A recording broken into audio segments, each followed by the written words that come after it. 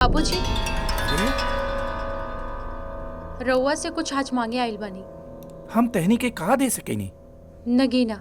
हम समझनी ना। बाबूजी, राउर बेटा घर छोड़ के चल गइल बाड़े और उनकर अइला का कौनो आशा नइखे। रउआ ससुर बनके ना बल्कि पिता बनके रजनी के पुनर्विवाह करा दी। अरे पागल हो गई बाड़ू का? दिमाग खराब हो गइल बा तार भैया के। हाँ रजनी, सच में हमार दिमाग खराब हो गइल बा। और हमार दिमाग तो तब्बे से खराब हो गई जौना दिन से हम तोरा के देखनी। हम सच कहता नहीं रजनी, हमार प्रेम निवेदन स्वीकार करके हमरा के कृतार्थ कहदा प्राणेश्वरी। चुपचाप एजा से निकल जा लोग। कहे कि हमके बियाह नहीं खे करेंगे। सीधा सीधा काहे ने को कहत कि तारा मन में साहिब के लेके खोट बा। रखेल बन के रहल चाहता उनकर। हाँ? हिम्मत कैसे भइल तोर हमरे मेहरारू से ऐसे बात करे के?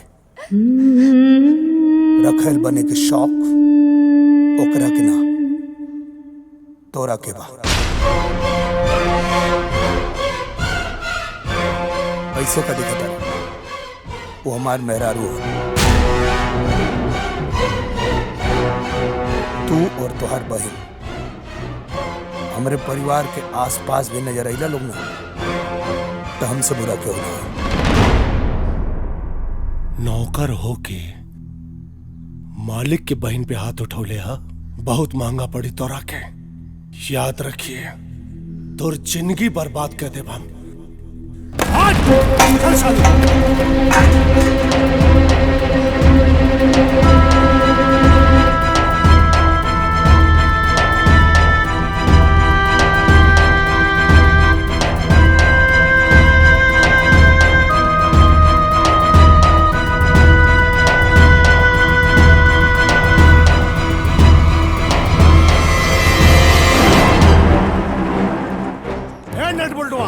हमरा से झूठ काहे बोल रे?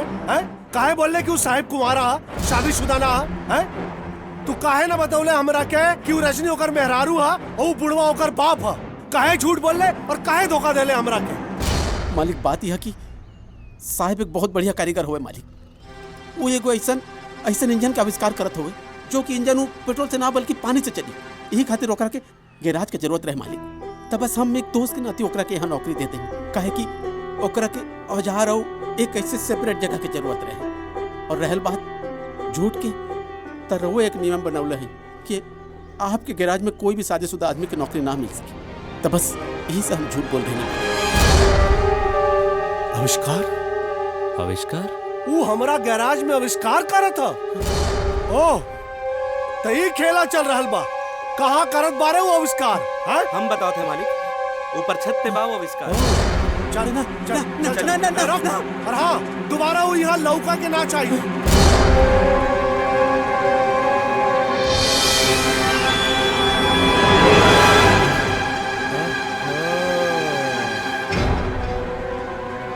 अरे बाप रे, तो हमारा गैराज में ये सब चला था है? क्या वो बतौला भी ना हमरा के?